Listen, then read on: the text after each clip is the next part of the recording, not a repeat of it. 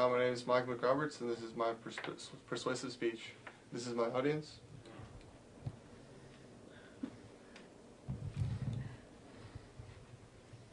Think about all that's gone on since 1970. Last time the Kansas City Chiefs were in the Super Bowl, it was 1970. And my prediction is that the Kansas City Chiefs will be in the next Super Bowl. And I'm going to let you know, persuade you why I think the Kansas City Chiefs are going to make the next Super Bowl.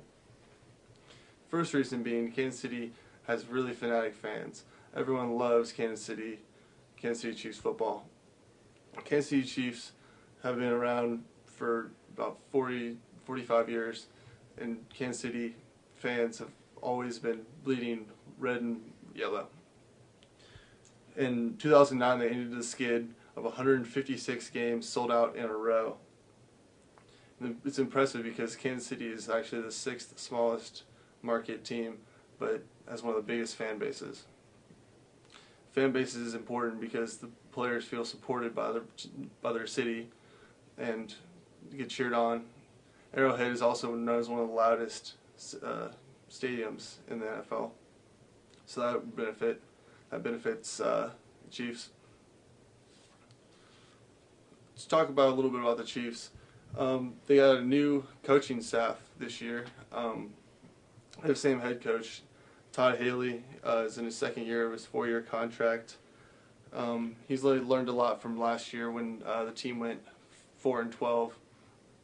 And the coaches he signed were Romeo Crennel at offensive or defensive coordinator. Romeo Crennel was previously the head coach for the Cleveland Browns from 2003 to 2008. And Charlie Weiss is the defensive coordinator for the Chiefs now. He previously was the head coach at Notre Dame. He has his NFL experience is with the Giants, Jets, and Patriots as offensive coordinator. The thing about these two guys is they're both winners. Romeo Crennel has been in 6 Super Bowls and won 5, and Charlie Weiss has been in 3 Super Bowls and won 3. So I feel like these two coaches are really fitting well with the Kansas City atmosphere and work well with Todd Haley and to try to make a winning team. Haley's really developed and learned from last year when he had to be an offensive coordinator and the head coach of the team. But now that since he's gotten a little help, he can rely more on just being a head coach. And it's apparent that the coaching staff has drastically improved since the offseason. They've done a lot of work in training camp of already getting players more fit and more ready to play.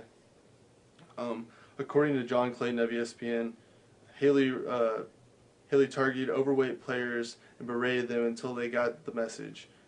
The result was the team lost more than 700 pounds of excess weight. So Todd Haley's really getting his players in shape and getting them ready to play for the NFL season, which I feel like will benefit them in the long run and get them more wins and hopefully get them on the playoffs in the Super Bowl. We'll go on to the key additions to the new Kansas City Chiefs football team. From free agency, they picked up Ryan Lilja, who's an offensive lineman from the Colts. He's also a hometown hero. He has a lot of playoff experience. He's been in 8 playoff games, which not many Chiefs have very much playoff experience, so that'll come in handy. He's also been in 2 Super Bowls. In his 5-year career, he's only had 2 holding penalties, which is very impressive. So he's a very good offensive lineman. He will help the Matt Castle in the offense build. The other player we picked up is Thomas Jones, running back from the New York Jets. Thomas Jones is very durable. He's been in the league he's about 32. He's been only hurt once in his career. In the last 5 years, he hasn't missed a game. So he's a real workhorse he'll work well with the Chiefs. He's also on an upward climb. 3 seasons ago, he rushed for 1,000 yards, and then he went up to 1,300 yards, and then last season he rushed for 1,400 yards. So the Chiefs will be expecting a lot from him this season in the backfield, along with Jamal Charles at the running game. Also, we had a very good, Kansas City Chiefs had a very good draft. Previously, we've just drafted a lot of defensive players. The last 2 first-round picks, we drafted defensive linemen out of LSU that we're still developing. But this year, first round, we got Eric Berry from Tennessee, 5th overall pick. His nickname's Fifth Dimension. He's a real playmaker. He's a ball hawk. He really gets after guys. He's supposed to be the next big thing in the NFL. He should be an instant impact for the Kansas City Chiefs this year. His coach at Tennessee defined him. He said he's destined to be a star. And even the St. Louis GM, Bill Devin, he said, as a rule, safeties aren't talked about going that high in the draft, but this guy is really an impact, can really impact a game. If you want an impact player, Barry is certainly one. So that's good words coming from a different team's GM. It says a lot about how good Eric Berry really is and what we'll be expecting to see in the next few years, especially next season. Also, our other player we drafted is Dexter McCluster out of Ole Miss. He's real small, he's 5'8", 179 pounds, real squirrely, real fast, real hard to tackle. He's real good on the corners.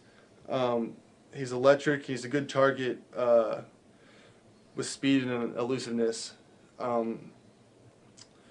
The only problem is they don't really know where they're going to play in what position, but most likely he'll play a slot back, play a receiver, and do a lot. Maybe run the wildcat formation, which is when he takes snap at quarterback and runs the ball, which he ran back in college a lot. He'll also be the return man, which would be very important. He was a very good return man in college, so he'll do well in returning probably. Next, the most important position is quarterback. Matt Castle is Kansas City Chiefs quarterback. He had a rough season last season, but he should rebuild this season. Last season he threw 16 touchdowns and 16 interceptions, and everyone's still looking to see what they saw in New England 2 years ago when the Chiefs offered him big bucks to come to Kansas City. He's still got developing receivers, so as he gets more connected with the receivers, he should start throwing more touchdown passes and less interceptions. But with the new weapons of the offense with Thomas Jones working with Jamal Charles, he's got a lot more to work with. So this season he should be really improving his game and bringing out what we all saw in New England. And also with the new offensive coordinator, he's been working well with the new offensive coordinator and working on new plays and new mixes to make it happen. He's like the key component in Chiefs winning games this season. He's the playmaker. He's got to make the plays for the Chiefs to win the games. And on to the Chiefs defense, which is all kind of known as the weakness of the Kansas City Chiefs. For the Chiefs to win games, the defenses have to get stops because the Kansas City Chiefs offense is nothing special. No, they're not high octane as they're known. The defense is developing as well with the defensive line. Glenn Dorsey and Tyshawn Jackson are first and second and third year players. So they're really looking at something for them because we haven't seen much production in the past. Romeo Crennel is also the defensive coordinator, is bringing a new 3-4 system, which 3 defensive linemen and 4 linebackers to Kansas City, which will benefit a lot of the players, especially the style of Derek Johnson, who played a 3-4 in college at Texas. And also the defense, Eric Berry will look to make an impact right out of the gate and match up with Brandon Flowers, the other quarterback, and hopefully get some disruption, make some plays, and get some interceptions and make some plays on defense. And the last key part is special teams. Special teams is important because it can win and lose games. A lot of games are decided by just one play of field position. And Kansas City has one of the best special teams groups in the NFL. Special thanks to Ryan Suckup, he's one of the best kickers in the NFL. He's probably one of the Chiefs' most valuable weapons. He's going to need to make like most of his kicks this season for the Chiefs to hang in there. He was a rookie last year, and he made 25 29 kicks, so if we can get the same production out of him this season, it would be very good. Also, the punter, Dustin Colquitt, is one of our assets. He averaged 45 yards a kick, and 43% of his putts were inside the 20-yard line. So that would be important, keeping field position. That's a key part of winning games for the Chiefs this season. Also, with the return game, we're going to try to get McCluster to get some production and get us good field position to start the drives. Next, we're going to take a look at this Kansas City Chiefs schedule. We're actually lucky because the Chiefs have an easier schedule than last season, probably one of the easiest schedules in the NFL. Our road schedule's a real cakewalk. I starred the ones that we should win for sure.